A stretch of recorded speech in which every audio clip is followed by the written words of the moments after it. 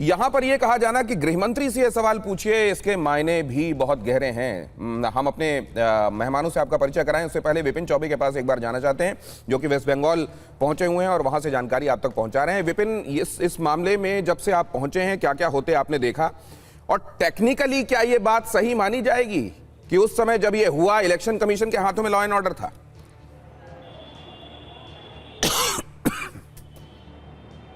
देखिए, हाँ, दो बातें हैं दिनेश इसमें। पहली बात, जो आपका पहला सवाल है, जब मैं आज सुबह यहाँ पर पहुँचा हूँ लगभग सुबह 8 बजे, उसके बाद से लेकर गहमा गहमी बहुत ज़्यादा है। चंद्रनाथ जो रथ हैं उनका शव पहुँचा पोस्टमार्टम के लिए, हंगामा बहुत ज़्यादा हो रहा था। शुभेंदु अधिकारी लगातार मौजूद रहे, एसआईटी को जांच सौंपी गई, आईजी स्तर का अधिकारी एसआईटी की जांच को लीड कर रहा है। साक्ष्यों को इकट्ठा किया जा रहा है, लेकिन अफसोस की बात यह है कि घटना के 18 घंटे बाद अब भी पुलिस के हाथ खाली हैं। ये अपडेट रहा है और पुलिस उन डॉट्स को कनेक्ट कर रही है, और जब तक वो हत्यारे नहीं पकड़े जाते उनका मास्टरमाइंड के बारे में पता नहीं चलेगा। ये भी पता नहीं चलेगा कि उनका मोटिव इंटेंशन क्या था। क्या सिर्फ वो सरप्राइज करना चाहते थे, क्या शुभेंदु अधिकारी को एक मैसेज करना चाहते थे, पॉलिटिकल मैसेज, पुरानी राइवलरी थी, किस तरह की दुश्मनी थी, इसको लेकर बातचीत चल रही है, चर्चा चल रही है, लेकिन अभी सब कुछ अंधेरे में है। क्यों? क्योंकि ना तो पिस्टल बरामद हुई, ना बाइक बरामद हुई, ना हत्यारे बरामद हुए। दूसरी बात, जब यह हत्या हुई, क्योंकि आज दोपहर से मॉडल कोड ऑफ कंडक्ट को हटाने की घोषणा चुनाव आयोग ने कर दिया है। ऐसे में जब यह हत्या कल रात में हुई है, उस समय मॉडल कोड ऑफ कंडक्ट लागू था। अगर मॉडल कोड ऑफ कंडक्ट लागू होता है तो पूरी कमान चुनाव गृह मंत्रालय के हाथ में नहीं होती है, चुनाव आयोग के हाथ में होती है। जो गृह मंत्रालय उनको फैसिलिटेट कराता है, पैरामिलिट्री फोर्स यहाँ पर थी। लेकिन आज की बात करें, अभी की बात करें, जब मैं आपसे बात कर रहा हूँ, तो इस वक्त जो शासन और प्रशासन की कमान है वो मुख्यमंत्री ममता बनर्जी के हाथों में है, क्योंकि टेक्निकली उन्होंने अभी रिजाइन नहीं किया है, दूसरी सरकार का शपथ ग्रहण नहीं हुआ है, और इस बाबत अगर देखा जाए तो मुख्यमंत्री ममता बनर्जी हैं, आज से उनकी जिम्मेदारी शुरू होती है। ऐसे में वो क्या एक्शन लेती है अब? लेकिन क्या नहीं, ये भी अगर टेक्निकली माना जाए तो आज वो तारीख है जब विधानसभा, पुरानी विधानसभा एक तरीके से भंग हो रही है। अगर विधानसभा अभी स्थिति में होती, पुरानी विधानसभा, तो ये माना जाता है कि सीएम अपनी जगह पर हैं और वो केयर टेकर सीएम हैं। इस्तीफा उन्होंने नहीं दिया, लेकिन अब विधानसभा भी अगर भंग है तो फिर ऐसे में उनको केयर टेकर सीएम भी कैसे माना जाएगा, ये भी एक बड़ा सवाल है।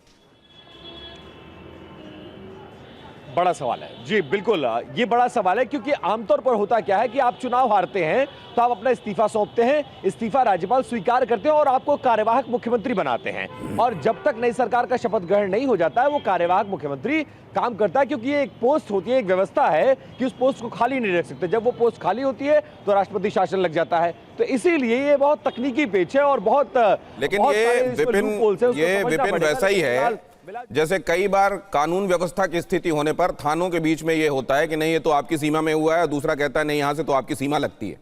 लेकिन बड़ा सवाल ये है कि इस तरह की घटना हुई क्यों, इस तरह की घटना हुई क्यों, और ये क्या बताता है? क्या जनादेश कुछ लोगों को हजम नहीं हो रहा है, स्वीकार नहीं कर पा रहे हैं वो, इसलिए उन्होंने ये सब किया है? या असल में कुछ लोग दूसरे हैं जो जानते हैं कि इस समय इस तरह की कोई घटना अगर अंजाम दी जाएगी तो सीधे सीधे लोग इसको कनेक्ट करेंगे कि नुकसान किसका हुआ है? तो कौन है जो इस समय आहत है, कौन है जिसका मोटिव हो सकता है किसी को चोट पहुंचाने का, नुकसान पहुंचाने का, या यहां तक कि हत्या करने का? सीधे सीधे ब्लेम टीएमसी की तरफ जा सकता है। इस बात का फायदा उठाकर कुछ लोग इसको अंजाम दे रहे हो सकते हैं क्या? यह भी एक बड़ा सवाल है। विपिन, आपका धन्यवाद करता हूं यहां पर हमारे साथ जुड़ने के लिए और महत्वपूर्ण जानकारी देने के लिए। हमारे साथ आज की शाम जो मेहमान आज यहां हैं उनका परिचय पहले आपसे करा देता हूं। शिवम त्यागी, गौतम लाहिरी, दोनों हमारे साथ यहां स्टूडियो में मौजूद हैं।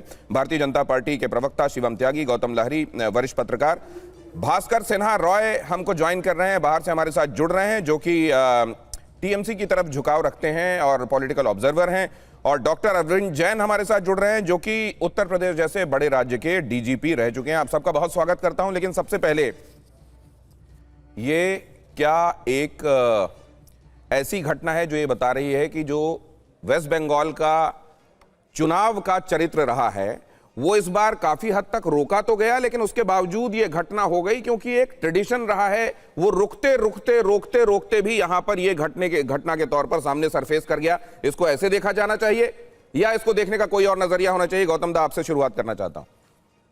सबसे पहले तो ये बात सही है कि चुनाव और जब आप ये बता रहे हैं तो मैं ये भी बता दूं अपने दर्शकों को, ये जो तस्वीरें आ रही हैं, चंद्रनाथ रथ को श्रद्धांजलि देने वाले लोग वहां पहुंचे हुए हैं, उनके अंतिम दर्शन के लिए वहां शरीर है और उनके अंतिम संस्कार से पहले लोग वहां पहुंच रहे हैं और उनको आखिरी विदाई दे रहे हैं। जी, अपनी बात कहिए। सबसे पहले बात तो यह है कि चुनाव तक जैसे एक बहुत ही उत्साह का माहौल में चुनाव हुआ था। हम लोग सब सोच रहे हैं कि बंगाल का जो ट्रेडिशन रहा है चुनाव का, उससे हट गया है। लेकिन चुनाव के बाद भले ही संख्या का हिसाब मत कीजिए, लेकिन जो हुआ है ये तो सबसे बड़ी घटना है कि जो एक बड़े पद में जाने वाले हैं, इस तरह का एक नेता का उसका पर्सनल असिस्टेंट को हत्या करना, क्या मैसेज देना चाहते हैं जो मरा। तो इसलिए तो एक काल जो मैं इसके लिए किसी का जिम्मेवार तो नहीं करूंगा, इसलिए कारण कल शुभेंदु अधिकारी कल रात में मैंने सुना 1:30 बजे तक कि उन्होंने बोल रहा है कि डीजीपी ने कहा है कि हमारा सीसीटीवी फुटेज मिला है, कुछ डॉट हम कनेक्ट कर रहे हैं, उसमें देखा गया है गाड़ी भी था, जो गाड़ी का नंबर प्लेट बाहर का है सिलीगुड़ी का, बट सही नंबर नहीं है। लेकिन आज भी पता चल रहा है सिर्फ 2 सवारी नहीं थे एक बाइक में, पीछे और भी एक बाइक था। तो ये जो पहले से जो रेकी करके इसको पहले ही पता था कि ये जो चंद्रकांत इस जगह पे रहते थे, भले ही वो मेदिनीपुर का हो, लेकिन यहाँ पे जो रहते थे, इसको इन लोगों को किसी लोगों को जिन्होंने मारा है वो जानते थे। इसलिए ये अद्भुत एक घटना है निश्चित तौर पे। लेकिन अभी आरोप प्रत्यारोप तो चलेगा, लेकिन सबसे पहले जिसका जान चला गया वो तो वापस नहीं आएगा, आरोप प्रत्यारोप में जो भी हो। तो ये दुख की घटना है और साथ साथ ऐसे नहीं होना चाहिए। जिम्मेवारी तो निश्चित थी, तो जो अभी सीपी चीफ सेक्रेटरी है, डीजीपी है, आपका जो होम सेक्रेटरी है, सारे चुनाव आयोग ने अपॉइंट किया था, वही लोग अभी भी है। इसका पुराना जो साथ वो तो उसको तो तबादला कर दिया था। इवन अब जो उस रेंज का एसपी है उसका भी चेंज हो गया था, थाने का जो ओसी है वो भी नहीं रहा। और मध्यम ग्राम जहाँ पे हुआ है एक संजक से, इस बार तृणमूल कांग्रेस वहाँ से जीता भी है।